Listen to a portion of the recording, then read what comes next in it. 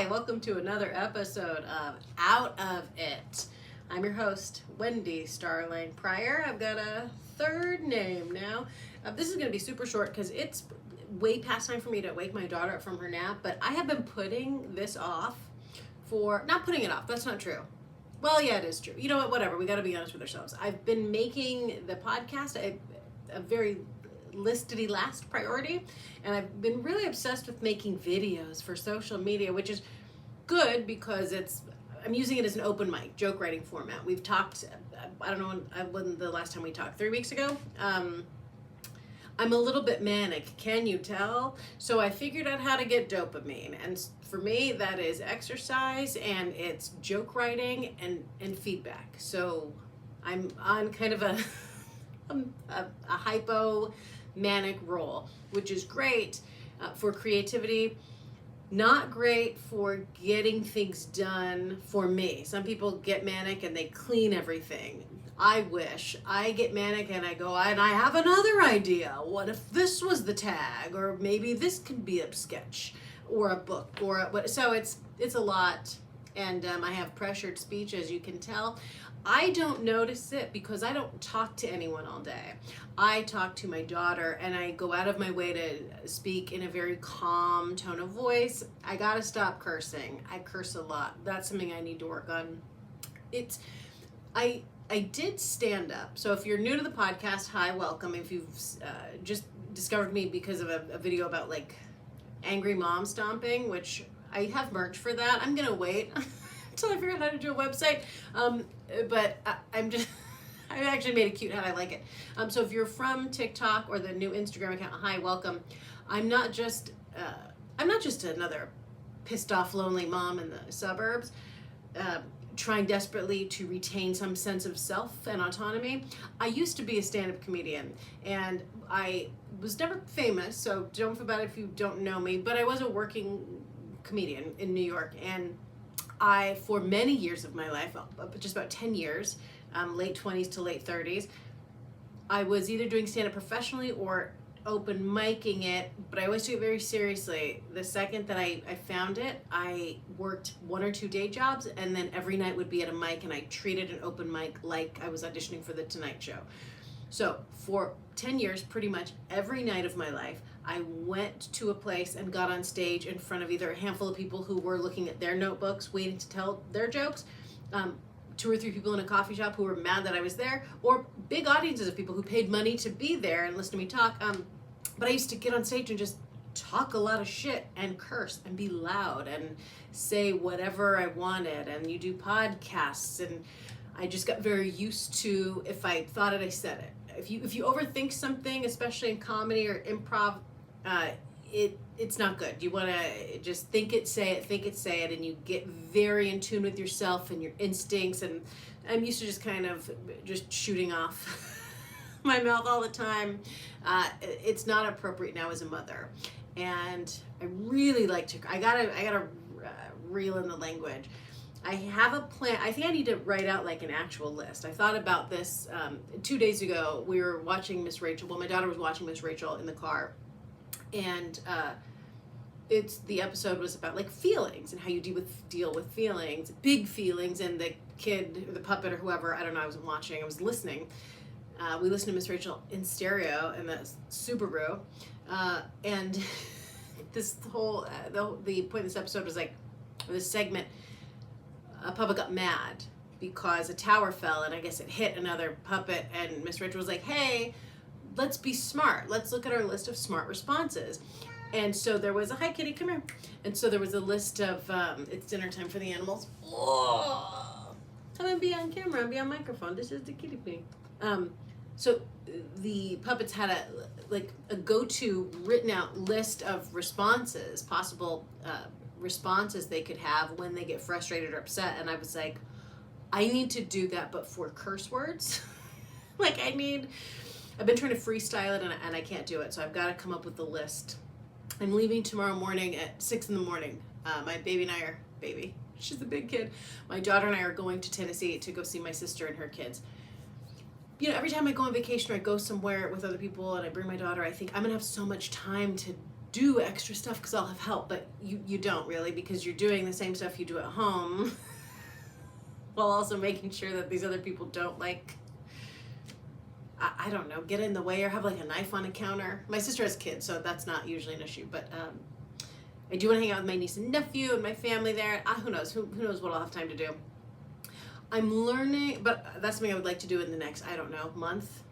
It's really good to give yourself a realistic timeline for goals when you're, especially when you're a full-time stay-at-home mom, because if you go to a job, you can kind of like take a break and bullshit your way through your day, really. As a stay-at-home parent, there's not like a lot of wiggle room. You're on all the time, 24/7. It's pretty gnarly. It's fun. It's great. And I'm happy to do it. Whatever else I'm supposed to say. So CPS doesn't come to my door. It's so weird that you can't, and I've talked about this before, like you can't just be like, oh man, I'm so tired. People are like, but you love, so you don't love your kid? So you don't like, lose your choice? You're like, shut up. Be quiet. I'm tired. Everyone gets a break. Every job you have, most jobs you have, you get like a 15-minute break and you can go kind of like stare at the wall. That's all I want to do is zone out and not smile and not, I just want to go blankly stare and scream obscenities like at a wall. Then come back, I'll be fine. But so I need to make a list because my daughter, she was playing with Play-Doh the other day and she dropped something and I heard from the other room, I heard her go, "Mother duck." And she does love the song about the mother duck who has lost her 5 little ducks. And so I heard it again, "Mother duck." And I leaned around the corner. I said, "Hey, sweetie, are you singing the mother duck song?" She looks right at me and she says, "No." I'm like, okay, ooh, that's on me. So I've got to figure out a way to correct myself before she can pronounce her F's. It's pretty fun. It's good. We're finding things to do. I'm finding my groove, kind of. Thanks for the nice comments on the social media posts. It's so weird because it's like, that really is my outlet. That's my kind of joke writing thing. And then the podcast, I'm reading the reviews that you're putting. Thank you. It means a lot. And yeah, it's just so gnarly. I had something happen. She's probably going to wake up. I got to go do the animals. We're getting up so early for the airport. And I really dropped the ball on waking her up from her nap early. But if she's tired, I figure it's a growth spurt. And you know what? We're packed, which I feel like is a big win. I'm packed the day before. So whatever. I want to be here with you all now. I really do. I want to focus on this podcast because this is, for me at least, like the way that I'll be able to really communicate with other moms. And because it's not from hanging out with them, because I have a lot of mom friends on my phone and we meet and you're like, oh my god, our kids are the same age, let's do it, and you trade numbers and it's like 3 months later no one's heard from anyone. And that's not just me, I know that's everyone, because these moms aren't hitting me up. And I will say I had a pretty crazy experience a couple days ago, and it's weird because human beings, you have to compartmentalize things that are scary or traumatic or sad so you can move on and move forward in your life. Otherwise you would just sit in a corner and be afraid. That's what happens to a lot of people. Something gets kind of going on a loop in our head and you get locked into this thing and you can't move forward and you've got all kinds of emotional problems, and that's why we all go to therapy, which, by the way, I have to start therapy because my big problem is my MOM, and she follows me on all social media accounts, and I was going to kind of use those as an outlet, and I'm like, my husband doesn't want to hear about it anymore, so I'm going to start going to therapy for that. But that's what a therapist says. They got to like untie kind of the tangled necklace of our lives. And but something happened there, and I'm trying to make a note of it because the moments when you're single and you don't have kids and you have like a traumatic moment, event, something where you're so upset, you're so sad, you go all the way like right up to the edge of sadness and despair, you have the time and opportunity to wallow in it. You can listen to sad music, you can do whatever you're gonna do, you know, let us like drink wine, binge eat, go for long walks, smoke cigarettes. Ugh, those are all some of my most favorite things to do. When I'm SAD, but you have time to process it and move through it, and you talk to your friends and you get to really get it out. As a parent, it happens, and a lot of times it's happening in the relationship with your child. And so you've got to quickly like feel the feeling, but find a way to lock it up and deal with it later, because at least for me, I am very aware and conscious of not putting my emotions onto my daughter. I don't want her to feel responsible for me being upset. She's a kid. That's her job, is to just be all over the place. And not even kid, human beings. We should all be allowed to have experience a wide range of feelings and express those feelings, as long as we're not hurting ourselves or other people. We should all be allowed to do all of that. When you get to a certain age, you're like, hey, that's not cool. You gotta be, you're in school, you're at work, you just be quiet. No one, it's not. Well, that's why you got a bunch of people pent up, and it's like, ooh, everyone's on meds and doing other things to try to stuff feelings down. When if we're able to just like express ourselves freely and openly, as we move through our day, it's a pressure release immediately, and you just have a lot less buildup. You have an easier time sleeping at night if you have little mini like blow-ups and breakdowns during the day. I've always been like that. Again, stand-up. I'm so grateful I did stand-up for so long, not only because I love doing it. I discovered something that I love, and at one point I was very good at it, and my brain now might not be functioning in the same way, but you're around people who like, that's what they're into. That's what I did with my friends that were comedians. You have a feeling or a thought, and instead of putting it away, if it's dark or scary or whatever, you take it out and you examine it and you write about it and you like pull it apart and look at all the angles, and it helps you process things after that. So when you have a similar experience that's hard, sad, bad, scary, whatever, negative experience, air quotes, negative experience you have, you're able to deal with it, handle it a lot better, because you're like, oh, I've actually dissected all the things that go on in my head when these things happen to me. I've taken the time to do that. Most of us don't. And as a parent, so having had the experience of doing that, I'm so grateful for that, because now as a parent, I know the damage it will do if I don't somehow process those feelings out. I don't want to put it on my daughter, so I'm putting it on you. I'm putting it on the internet. But I did, so I'll tell you quickly what happened, and then I'm gonna go and get her out of bed. She was feeding me. We were doing baby taco, so whatever the food is, she likes a baby taco, so I wrap it up and we airplane it and whatever. I gotta kill time, you know what I mean? So yes, I will airplane my daughter food. And so we're doing that, and then she says, her name's Frances. We call her Frances, we call her Frankie. She calls herself Dankie. She can't say her F's yet, as we've gone over.